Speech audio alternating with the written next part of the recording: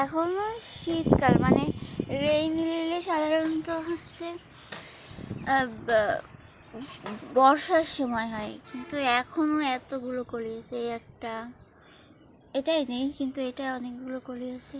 তারপরে এটাও আছে, সাদাটাই ফুটেছিল, এগুলো নষ্ট হয়ে গেছে, আবার নতুন করে ফুটবে। তারপরে এই যে সব এখনো ফুটে আছে।